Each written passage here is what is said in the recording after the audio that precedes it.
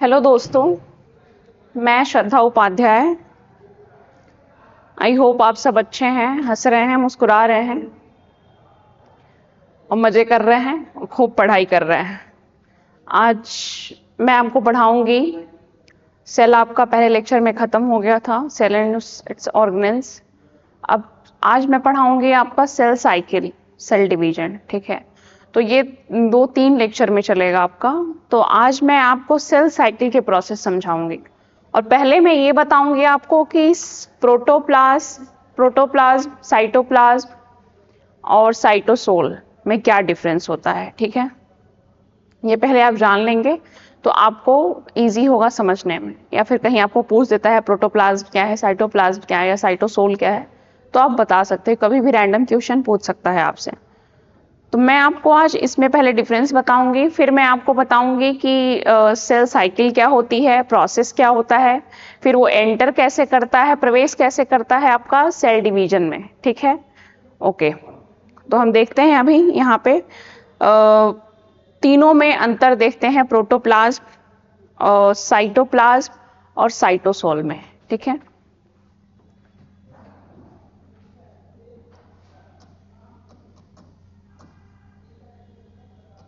Difference between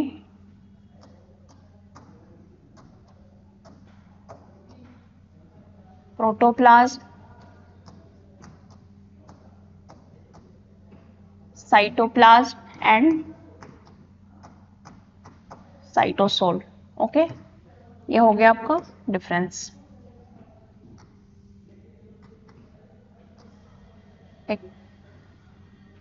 तो यहाँ पे देखना है आपको कि मैं आपको एक यहाँ पे सेल बनाऊंगी आपके लिए।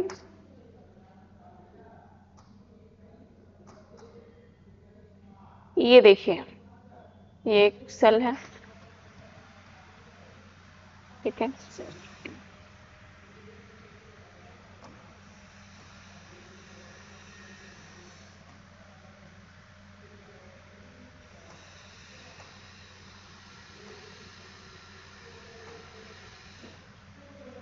अब यहाँ पे हम देखेंगे ये सेल है।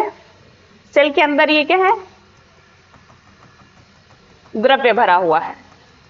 ठीक, सेल के अंदर द्रव्य भरा हुआ है पूरा।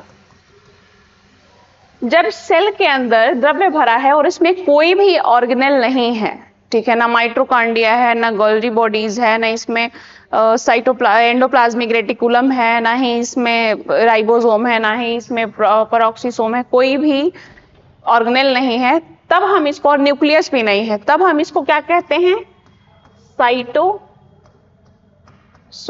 ठीक है, जब इसमें कोई भी ऑर्गेनेल नहीं होगा, बस इसमें लिक्विड भरी होगी, इसमें फ्लूइड भरा होगा सेल के अंदर, तब हम इसको कहेंगे साइटोसोल।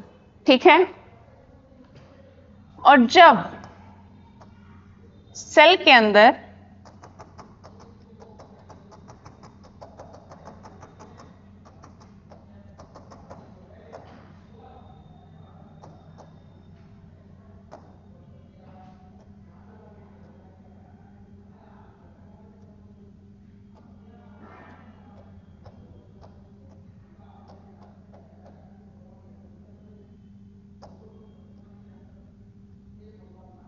जब इसमें सेल के अंदर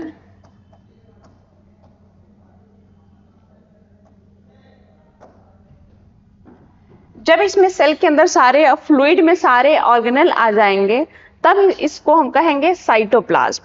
पर इसमें न्यूक्लियस नहीं रहेगा। ठीक है, न्यूक्लियस नहीं रहेगा, बस इसमें फ्लूइड रहेगा और इसमें सारे ऑर्गेनल रहेंगे, तब हम इसको कहेंगे साइटोप्लाज्म। ठीक, जब सारे सेल में आपके बस फ्लूइड भरा रहेगा, कोई ऑर्गेनल नहीं रहेगा, तब इसको बोलेंगे साइटोसोल। और जब इसमें फ्लूइड भी भरा रहेगा और ऑर्गेनल भी रहेंगे, तब इसको कहेंगे हम साइटोप्लाज्म। ठीक है, अब हम इसमें नेक्स्ट देखते हैं।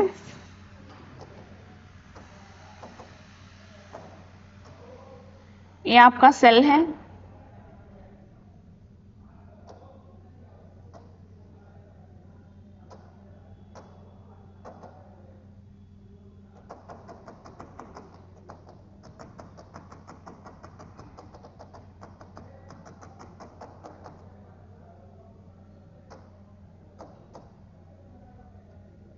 इसमें आपका न्यूक्लियस भी है, ठीक है, इसमें आपके सारे ऑर्गेनल भी हैं,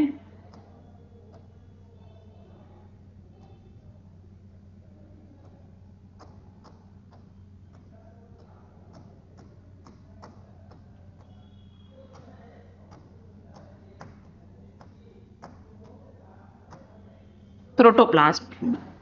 अब जब इसमें साइटोप्लाज्म, साइटोसोल और न्यूक्लियस, जब इसमें तीनों रहेगा तब हम इसको कहेंगे प्रोटोप्लाज्म, ठीक है, तब इसको क्या कहेंगे, प्रोटोप्लाज्म, ठीक। तो इन तीनों में डिफरेंस ये होता है, अंतर। साइटोसोल कब कहेंगे, जब आपका सेल रहेगा, ये आपका सेल है और इसमें आपके सारे बस ये आपका जेली लाइक स्ट्रक्चर भरा हुआ है, ये फ्लूइड भरा हुआ है, तब इसको कहेंगे हम साइटोसोल। और जब इसमें इस जेली लाइक फ्लूइड के साथ साथ इसमें सारे ऑर्गेनल भी आ जाएंगे, तब हम इसको कहेंगे साइटोप्लाज्म। और साइटोप्लाज्म के साथ साथ इसमें सारे ऑर्गेनल के साथ साथ जब न्यूक्लियस भी रहेगा तब हम इसको कहेंगे प्रोटोप्लाज्म, ठीक है। ये तीनों में अंतर हो गया आपका, तीनों अंतर याद हो गया आपका। साइटोसोल कब होगा, जब बस फ्लूइड रहेगा अंदर, सेल के अंदर कोई ऑर्गेनल नहीं रहेगा, तब बोलेंगे साइटोसोल। और जब इसमें ऑर्गेनल भी आ जाएंगे अंदर तब इसको बोलेंगे साइटोप्लाज्म। और जब सारे ऑर्गेनल और फ्लूइड के साथ इसमें जब न्यूक्लियस भी आ जाएगा तब इसको हम कहेंगे प्रोटोप्लाज्म, ठीक है। ये हो गया आपका तीनों में अंतर। तो इसमें आपका लिखेंगे यहां पे हम, देखिए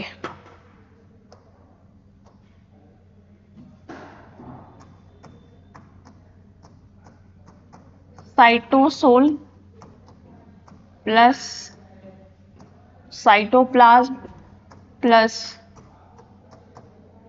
न्यूक्लियस, ये हो गया आपका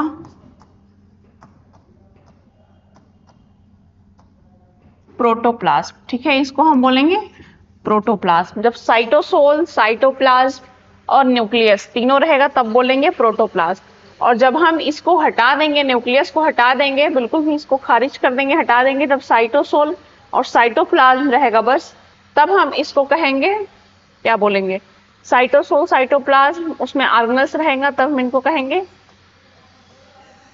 साइटोप्लाज्म। इसमें प्लस कर दो ऑर्गेनल,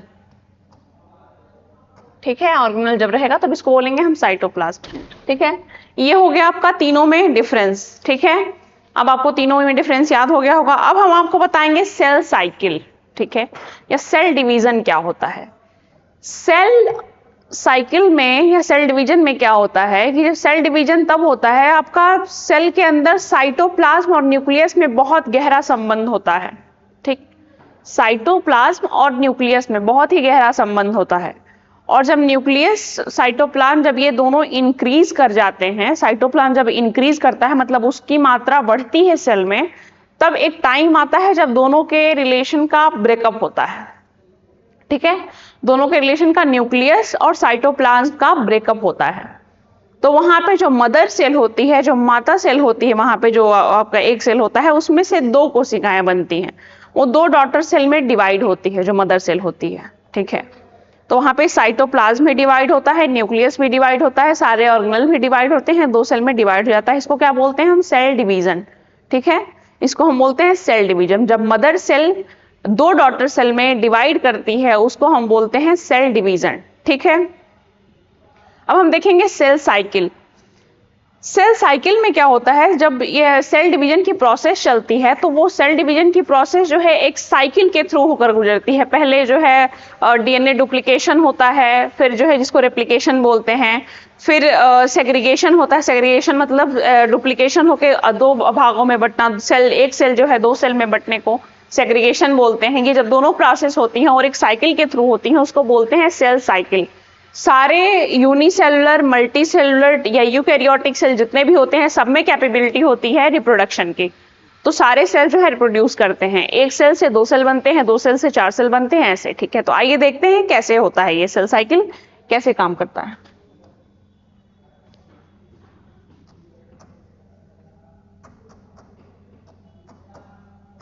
सेल साइकिल, ठीक है, तो हम बनाएंगे यहां पे एक सेल, ठीक है, यहां पे हो गया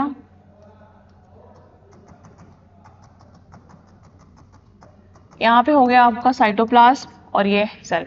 इसमें दो चीजें होती हैं। पहला होता है इसमें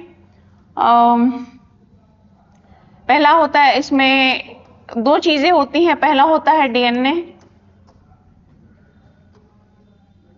रेप्लिकेशन, ठीक है। दूसरा होता है सेग्रीगेशन, ठीक है। डीएनए रेप्लिकेशन होता है और सेग्रीगेशन होता है। रेप्लिकेशन डुप्लीकेशन को ही हम रेप्लिकेशन बोलते हैं, ठीक है, या आप इसको बोल सकते हैं डुप्लीकेशन, डुप्लीकेशन, ठीक है। जब ये डीएनए जो जेनेटिक मटेरियल है ये जब ये जेनेटिक मटेरियल डिवाइड करता है और जब इसका डुप्लीकेशन होता है, दो में बढ़ जाता है, तब इसको कहते हैं रेप्लिकेशन, ठीक है। जब डीएनए जेनेटिक मटेरियल जो होता है वो डिवाइड होता जाता है और दो में बढ़ जाता है, तब इसको कहते हैं डुप्लीकेशन, डीएनए डुप्लीकेशन, ठीक है। तो इसमें क्या होता है, ये जब दो भागों में डिवाइड करता है तो यहाँ पे दो सेल बनता है।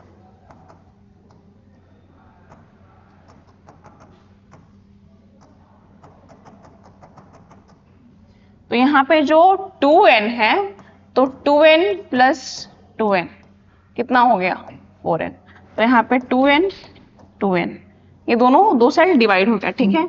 ये 2n जो है 4n में कन्वर्ट होता है और उसके बाद क्या होता है, यहाँ पे 2n यहाँ पे डिवाइड होके दो सेल बन जाता है, ठीक है।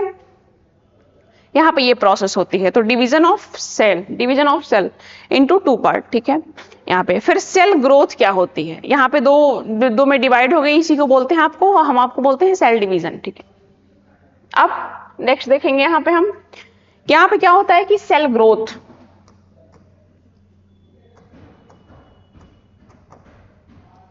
ठीक है। यहाँ पे एक सेल है, ठीक, इसका डुप्लीकेशन हुआ तो यहाँ पे क्या होगा, ठीक है।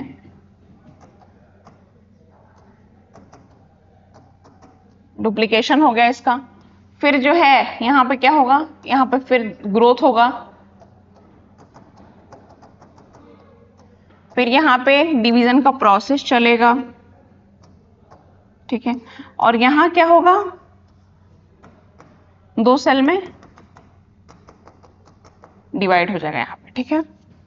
दो सेल में डिवाइड हो जाएगा, इसको क्या बोलते हैं हम, सेल साइकिल। क्योंकि जब सेल ग्रोथ होता है, यहाँ पे सेल ग्रोथ होने में यहाँ पे डीएनए का डुप्लीकेशन होता है, डुप्लीकेशन होने के बाद आपका यहाँ पे फिर से ग्रोथ होता है सेल के सारे ऑर्गेनेल्स का, सबका यहाँ पे डुप्लीकेशन होता है। सेल ग्रोथ होने के बाद फिर ये दो सेल में डिवाइड होती है, दो सेल में डिवाइड होने का प्रोसेस यहाँ पे शुरू हो जाता है, सेप्टम बन जाता है, फिर यहाँ पे दो सेल में डिवाइड हो जाती है, ठीक है। ये सेल डिवीजन एक साइकिल के थ्रू होकर गुजरता है, इसी साइकिल को हम क्या कहते हैं, सेल साइकिल, ठीक है। इस साइकिल को हम बोलते हैं सेल साइकिल। और इसमें एक जब सेल साइकिल जब ये प्रोसेस नहीं होता है, इसका मतलब होता है कि सेल जो है आपका G0 फेज में चला गया। G0 फेज क्या होता है, रेस्टिंग फेज इसको बोलते हैं, G0 फेज को रेस्टिंग फेज भी बोलते हैं। जब सेल में कोई भी क्रिया नहीं होती है, सेल तब चला जाता है G0 फेज, इसको बोलते हैं G0 फेज, ठीक है, G0 फेज, या बोलते हैं इसको रेस्टिंग फेज, ठीक है, या रेस्टिंग फेज बोलते हैं। इसमें कोई भी सेल ग्रोथ नहीं होता है, ठीक है। इसमें सेल जो है अपने फॉर्म में एज सच पड़ी होती है, इसमें कोई भी ग्रोथ नहीं होता है, ठीक है। रेस्टिंग फेज में जो है इसको क्विसेंट फेज भी बोलते हैं। रेस्टिंग फेज को हम बोलते हैं एक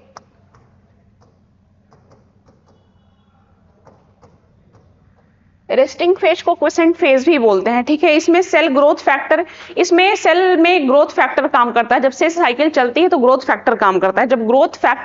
जब सेल को मिलता है तब ये सेल डिवाइड करना स्टार्ट करता है, ठीक है। और जब ग्रोथ फैक्टर मिलना बंद हो जाता है सेल को, तब ये सेल चली जाती है रेस्टिंग फेज में या G0 फेज में, और यहाँ पे मेटाबॉलिकली ये एक्टिव रहती है। अब सेल साइकिल इवेंट जो है दो पार्ट में बांटा जाता है। सेल साइकिल इवेंट को हम देखेंगे नेक्स्ट जो है G0 फेज के बाद, जब भी जब ग्रोथ फैक्टर नहीं मिलता है तब वो G0 फेज में चली जाती है। फिर जब उसको ग्रोथ फैक्टर मिलने लगता है तब वो फिर वापस में अपने सेल डिवीजन फेज में आ जाती है, ठीक है। तो आपका सेल साइकिल इवेंट को दो भागों में बांटा गया है, ये आप देखेंगे कैसे।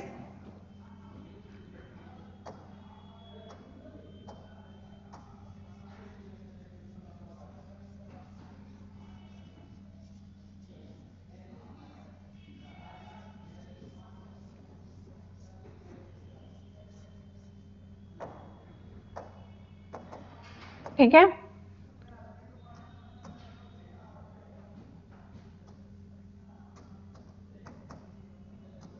सेल ग्रोथ को आपको दो फेज में बांटा जाता है यहाँ पे। एक होता है आपका इंटरफेज,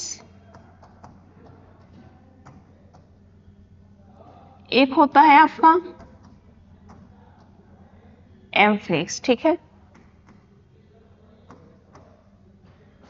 यहाँ पे सेल साइकिल इवेंट को आपको इसमें बांटा जाता है दो भागों में, जिसको बोलते हैं हम इंटरफेज या फिर बोलते हैं एम फेज। ठीक है, तो इंटरफेज में क्या होता है कि ग्रोथ रेगुलेटरी फेज, इसको ग्रोथ रेगुलेटरी फेज भी बोलते हैं। ठीक है, ग्रोथ रेगुलेटरी फेज बोलते हैं या इंटरफेज बोलते हैं। तो इसमें तीन पार्ट होता है। ठीक है, ग्रोथ रेगुलेटरी फेज में तीन पार्ट होता है। इसको हम बोलते हैं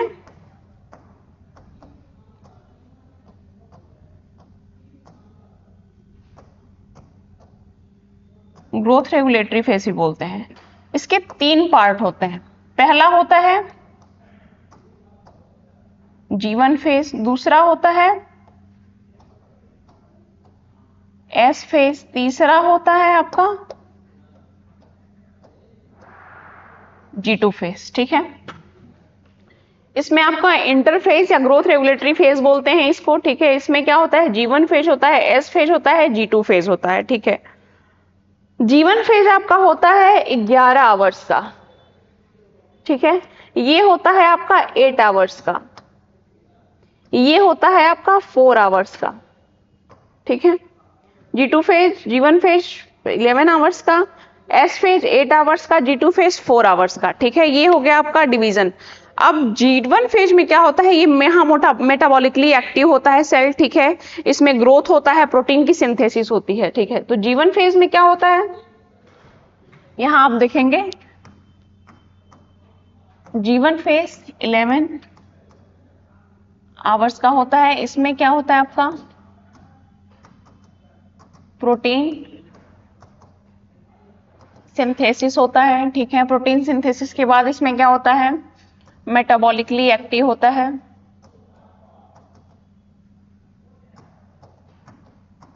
मेटाबॉलिकली एक्टिव होता है। ठीक है, यहाँ पे G1 फेज मेटाबॉलिकली एक्टिव होता है और आपका प्रोटीन की सिंथेसिस भी इसी फेज में होती है। ठीक है, प्रोटीन की सिंथेसिस, मेटाबॉलिकली एक्टिव और ग्रोथ।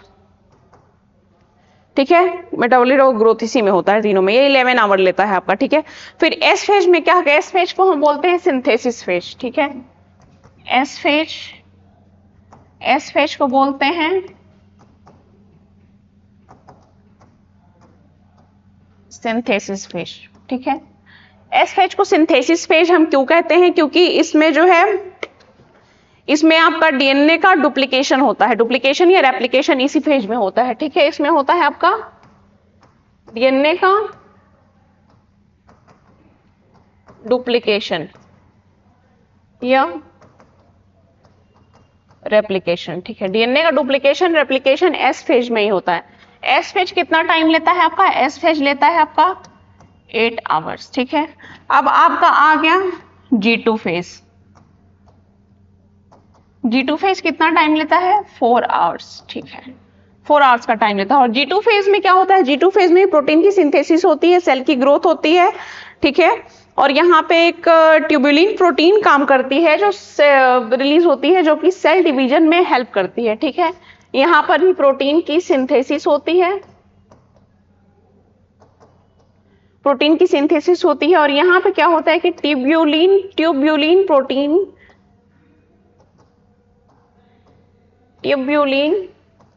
प्रोटीन रिलीज होता है, जो कि सेल डिवीजन में काम करता है।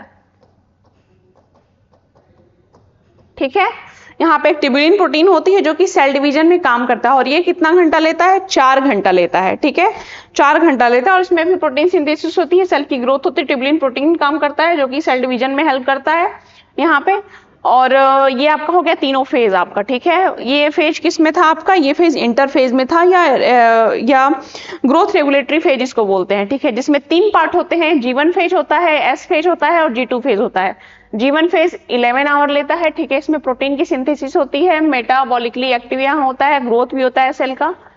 यहाँ पे G1 फेज हो गया आपका। फिर S फेज को हम सिंथेसिस फेज बोलते हैं। सिंथेसिस फेज आपका 8 आवर्स लेता है, ठीक है। यहाँ पे डीएनए का डुप्लीकेशन होता है, रेप्लिकेशन यहाँ पे यही होता है S फेज में, सिंथेसिस फेज, ठीक है। फिर आपका यहाँ हो गया G2 फेज। G2 फेज 4 घंटे लेता है। 4 घंटे में क्या होता है, प्रोटीन की सिंथेसिस होती है और ट्यूबुलिन प्रोटीन यहाँ पर रिलीज होता है जो कि सेल डिवीजन में हेल्प करता है, ठीक है। ट्यूबुलिन प्रोटीन आपका पूछा जाता है किस फेज में ये रिलीज होता है, तो G2 फेज में, और यहाँ पे सेल डिवीजन में ये हेल्प करता है, ठीक है। ये आपका हो गया इंटरफेज, ठीक है। अब हम देखेंगे आपका मेटाफेज, ठीक है। अब हम देखेंगे सेकेंड वाला आपका मेटाफेज। यहाँ पे आ जाइए, एम फेज, ठीक है, एम फेज। तो एम फेज जो है बस 1 आवर में अपने काम को तमाम कर देता है, ठीक है। एम फेज में क्या होता है, एम फेज में आपका न्यूक्लियर डिवीजन होता है और साइटोकाइनेसिस होता है, मतलब डिवीजन ऑफ साइटोप्लाज्म, ठीक है। यहाँ पे 2 काम होता है इसका। एक होता है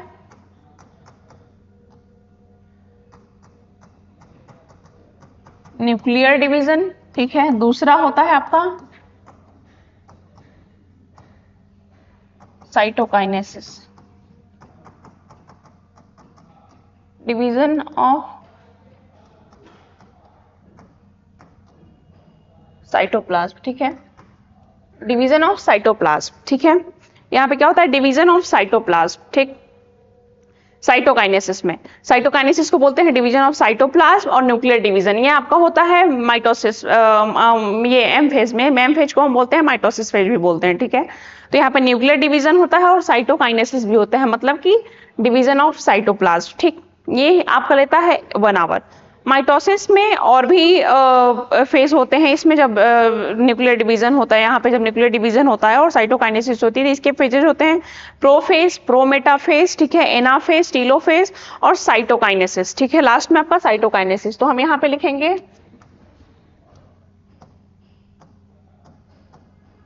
प्रोफेज, दूसरा है आपका प्रोमेटाफेज, तीसरा है आपका एनाफेज, ठीक है, तीसरा है आपका एनाफेज। फिर आपका हो गया, चौथा हो गया आपका टीलोफेज और 5वां हो गया आपका